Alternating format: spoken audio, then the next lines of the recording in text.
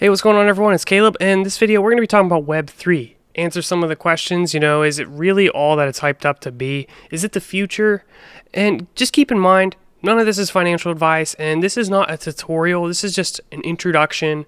It's just some random guy who's unqualified talking about his opinions on the internet. So go into this video with that in mind. And the first thing we're going to talk about is, what is Web3? Now, if you're watching this video, there's a good chance you already know what Web3 is. So it's kind of like when you look up a recipe and it's like a 1,000-page article starting with the history of cooking. That's what we're going to do, but just have some patience as we get through the basics just so everybody's on the same page, and you might get a better understanding of what Web3 truly is. It all comes down to a special word called decentralization. Why is this word special? I don't know. I actually just think it's just like every other word, but this is a core principle of Web3. The next big word for Web3 is tokenization, which is the idea of tokenizing. Can you use the word in the definition? I don't know.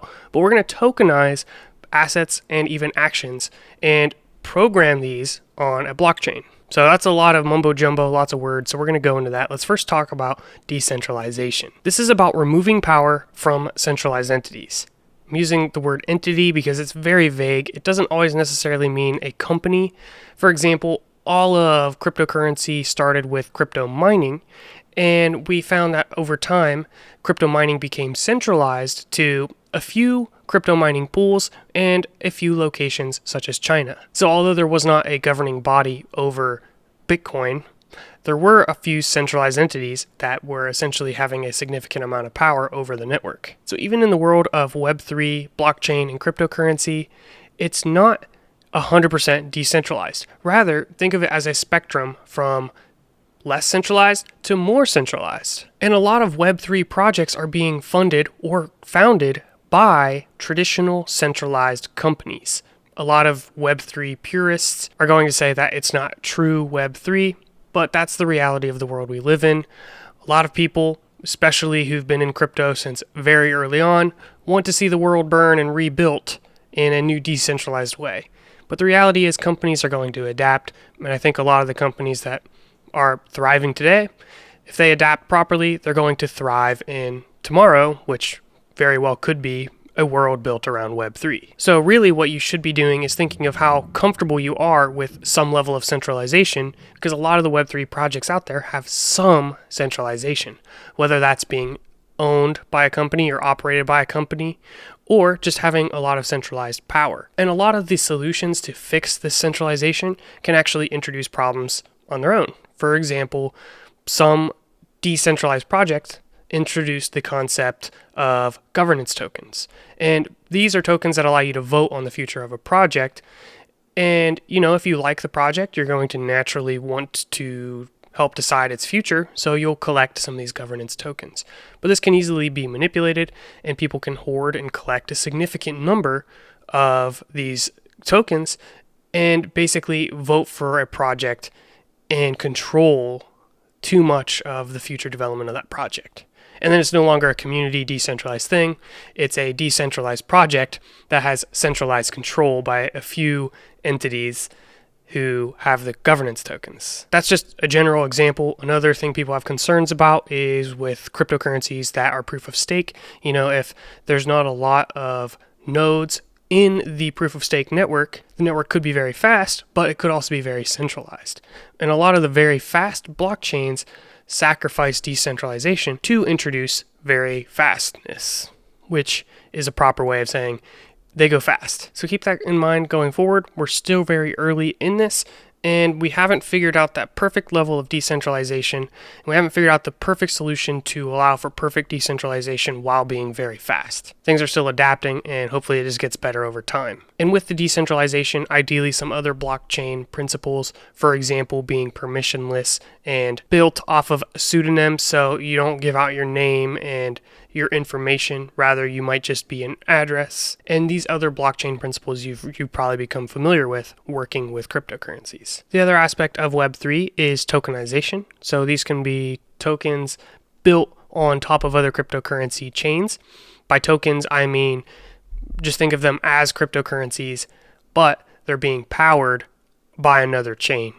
A good example of this is USDT, which is a cryptocurrency across many chains, but it should be properly known as a token. Then, of course, non-fungible tokens, which are all unique. NFTs, that's what everybody's talking about right now. This naturally leads to sites like this where you can purchase NFTs from drops or take part in buying pieces from collections. And I still think this is very early, but has a lot of future potential. And this is actually a great segue to our sponsor, which is in fact Crypto.com. Now, I use Crypto.com for their Visa Crypto Rewards debit card. So this is a prepaid debit card that you can get cash back in crypto with any purchase that you make, as well as a lot of potential perks, such as, for me, I get free Spotify. And that depends on which card tier you get, but you can start with a free card, or if you stake $400 worth of their Kronos cryptocurrency, you'll get a $25 bonus, as will I. So to do that, you can sign up with the referral code Caleb. I use the Crypto.com debit card for pretty much everything, and you can see just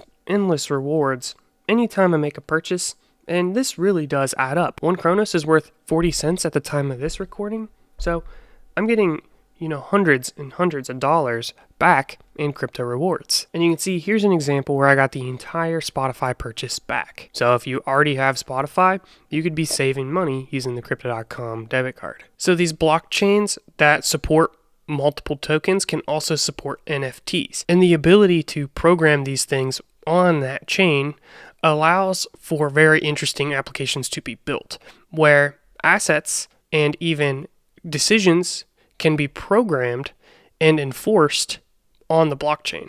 And this is the whole idea of smart contracts, where the contract can be written in code. It honestly sounds like a bunch of nonsense if you're new, but as you familiarize yourself with this stuff, it starts to make more sense, and these cryptic ideas become normal. An example that I've gone through is the ability to own an NFT that has some value beyond just being an image to support an artist or some kind of access card to a community. I was able to purchase a domain, and I had full ownership of this domain because I owned the crypto wallet that owned the NFT, and I don't have to pay yearly fees to some registrar who owns all these domains or licenses them. I don't exactly know how the domain world works, but moving that over to a decentralized world actually makes a lot of sense, and I think it's one of the first really good utilities of NFTs. And NFTs being a form of access card to a community or club, I think is very valuable as well.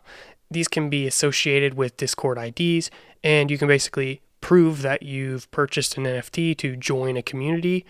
And this is basically a new way of having exclusive access to something. Tickets and other things could be sold as NFTs as well. So we've talked about what Web3 is. Let's talk about one of the big problems with Web3. So we talked about the first problem of Web3 is that it's not purely decentralized, right? There's a spectrum. And I think that's okay. You just have to be aware of it. The second big problem is that a lot of the solutions provided by Web3 technology are not really changing the world right now.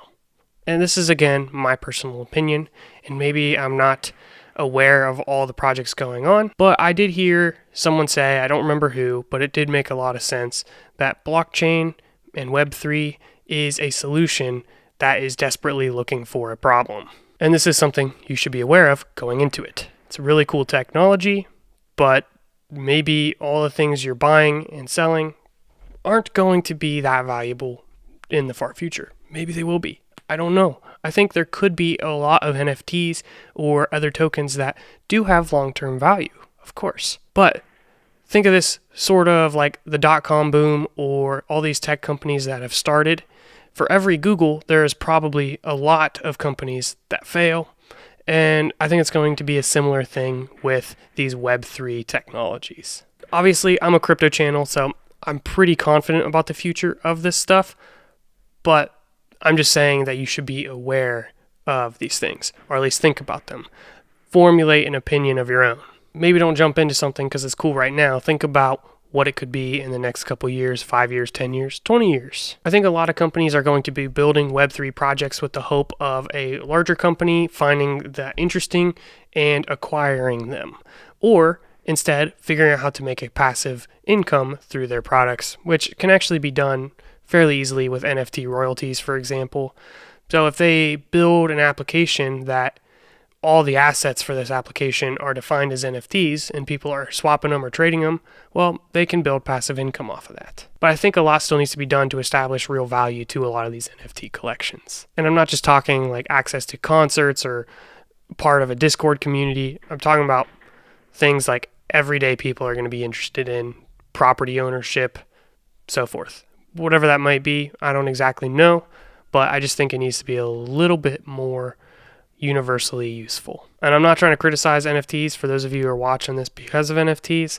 I do think NFTs are really cool. I actually purchased one, and this is crazy because I spent nearly $500 on it, and I was for sure I was just throwing this money down the toilet at the time. But I ended up flipping the NFT and selling it for over $4,000, which is crazy. And maybe it was just good timing because it's worth like 1/4 that now. But that really did open my eyes to the potential of earnings when it comes to NFTs. So all of that in the background, knowing this, you should be able to go into the world of Web3 with a better understanding of the different concerns, and this will help you be a better Web3 developer. And on the note of development, I think a lot of this can be very technical, a lot of coding, and I don't think Web3 programming languages are going to replace everything we know. Even now, a lot of the Web3 projects will integrate with a website, so you still need to know web development, or it'll integrate with a video game, so you still need to know game development. So I think it's more our current world, Web 2, plus Web 3. I know a lot of you watching this are watching because you're subscribed and you've seen my Chia videos, and I think this is a great way to start as they have the Chia Lisp language, and you can do DeFi stuff with that. But I still think it's very, very early, and I'm not entirely sure everything that can be done with that at its current state. So if you're really into exploring and figuring things out, then by all means do that. But I think for a lot of people, going down the route of Ethereum might be better for learning DeFi. And if you're really into it, then do both. Solidity is the language powering the Ethereum blockchain, so I would start there. And then the ultimate question is, if Web3 is the future, what coins are going to be the future as well? And this is not investing advice.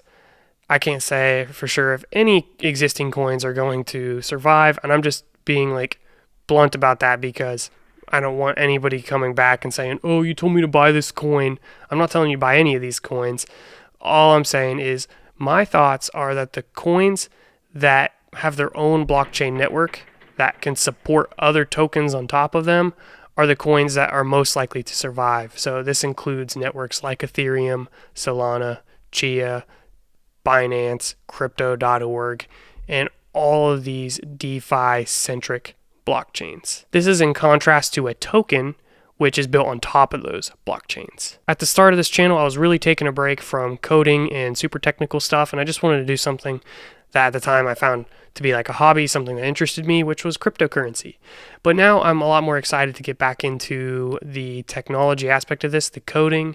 So stay tuned for upcoming stuff where we might get into more smart contract stuff and more technical stuff. Let me know if that's something you would be interested in and what you would like to see specifically. Thank you for watching, and again, check out our sponsor if you are interested down below. Peace out.